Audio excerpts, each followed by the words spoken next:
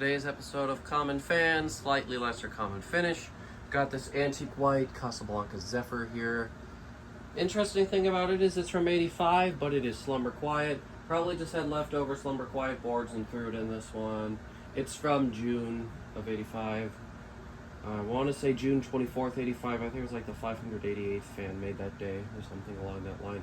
So yeah, not too sure why this particular one was the chosen one to be slumber, but it was.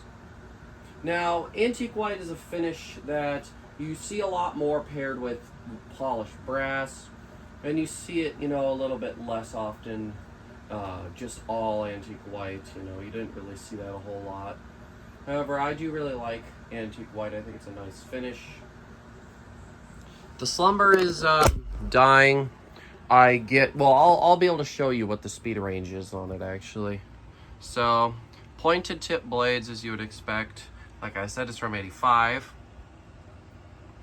I really do like the way it looks, though. I do like the look of a Zephyr. Got the hang true there. I am using the clip. If you're wondering what control I'm using, it's the standard. We've seen it a million times before. It's the Fanimation. Mainly because it's like the only one I got. I'm too lazy to buy another one when that one works just fine. So, let's put this back. There we go. Beautiful. Alright, let's start her up. Oh, also the pull chain's pretty stuck. Doesn't really matter since slumber quiet no longer works. Alright, let's go ahead and take this thing to low. Obviously, I've got the variable speed control set, or the slumber. I've got that obviously set all the way to high, as you would. So you just gotta re-angle it a little bit. There we go, it works. Okay, so the Zephyr was introduced originally as the Tampa Zephyr in like 77, 78, somewhere around there, maybe even 76. And it was a reproduction of the GE Standard. And of course, everybody else sort of started copying it. And actually, the GE Standard is why we call these vents GE vents, obviously. I'm sure you guys know or can understand why. So anyways, yeah, the Zephyr, like I said, was introduced as the Tampa Zephyr. They used K63s.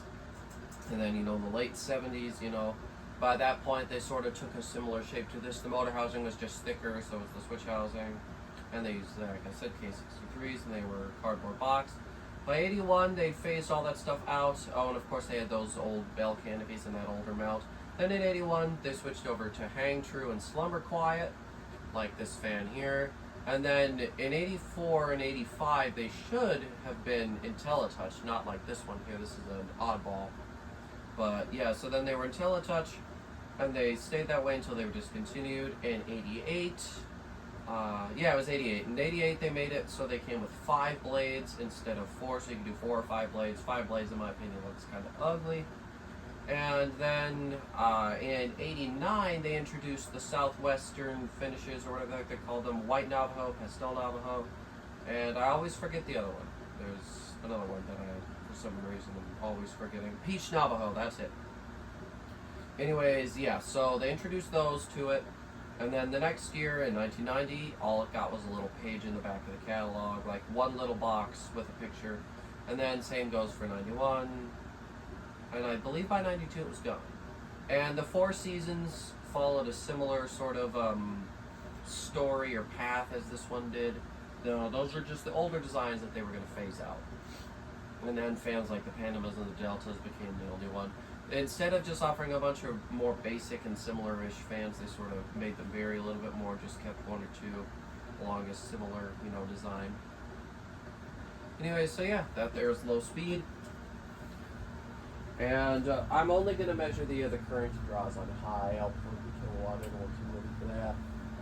So that was slow low, aesthetic low. This is more of a functional low. And then the next speed, as per usual with these controls, is a rather fast low and slower medium. However, I feel like that's pretty realistic. A lot of 3-speed Casablancas have slightly slower medium. So yeah, here's the second speed on the control.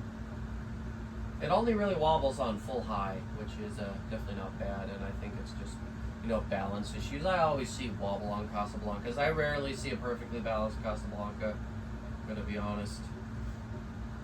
You know, there's a lot of reasons I like Emerson more. One reason is whenever I have an Emerson installed on a proper ceiling, I never, ever, ever have wobble problems. Literally never. They're perfectly still. They're secure up there.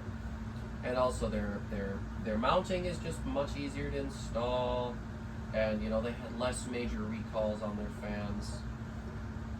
And, you know, they just did a lot of things better. You know, the quality was still good. The designs were still good. In some ways, they even ventured out a little bit more. You know, I just prefer Emerson over Casa. Doesn't mean I don't like Casablanca, even though I say it a lot. It's just because I'm angry with it. See, anyways, that is the second speed there. We'll go take a look at the what is basically medium high. Because this is medium low. So yeah, this is medium high. Now, this speed right here is what the Slumber Quiet was doing on the lowest setting. And as you can see, it's not very slow. These fans should do about, what, like 20, 25 RPMs on the slowest setting on Slumber? Yeah, this one didn't do that, so I put the control up. Kind of sad, but you know, it is what it is. This one, I believe, uses probably either an Astrazin or K55. I think Astrazin looks Astrazin to me. I would have to take them apart. Not 100% sure. I know 84 used a lot of Astrazins. This could have been left over. Who knows? I do like the look of it. I really do like the look of just a basic Zephyr. I don't really install many Casas around the house anymore just because a lot of them are so prone to failure, except for Slumber 3s. And I do not like installing the hang true, and just I can do so many more interesting things with my other fans, so I do that instead. Alright, let's go ahead and take her to high. Now on high it does get a bit of a wobble. That's not the worst. Worst it could just be the way I have the hang true installed up there. The way I do it is I started off really loose. I put everything in there and then I just slowly screw it up until it's secure, but you can never perfectly secure it. Alright, here's high. It's fairly quiet. It's also, it's in good shape. Oh, and if you see it twisting around, that's just because the ball likes to twist around. It's a little loose on there. Oh, Jesus. Yeah, it's going a little crazy. Let's see. 0.83 amps, 98.5 watts, and a whole power factor. About to be expected. Yeah, the main reason it wobbles is just the frickin' thing. None of the blades are warped, and the arms aren't bent either.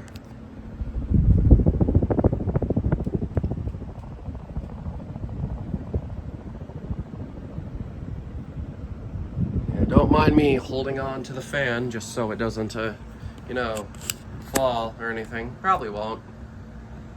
I see fans with worse wobbles than this running all the time. Alright. And off. We made it with no major issues. Here we go. Yeah, I just do. These are such a pain to install in the test rig. I don't really like having them on the rig. That's why I usually don't leave Casas up there unless they're new ones. I suppose I could just put them up with generic mounting brackets and leave the canopy off. I might do that next time instead of screwing around with all this crap.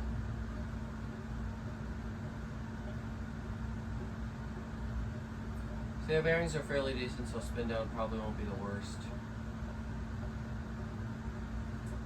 I do like this fan though, even though it's caused me a few issues. Well, overall not that bad. Not the worst process I've ever seen with the fan either. I do really like the way it looks. And antique white you don't see too often with mini fans, so I'm glad to have that. I don't even think they showed that in the book this year, 85 that is. I thought they only had brass and then white and brass. I could be wrong. I'd have to go back on the online catalog and check the scans that they got posted. Now, there's tons of Casa catalogs on eBay right now, as of the time of me recording this. They're so freaking expensive, and you can just look at the scans online. For some people, it's a must. But if it's that expensive and I can view them online, I ain't wasting the time or money. Anyways, there we go. Thank you guys so much for watching, and I will see you in the next one. Goodbye.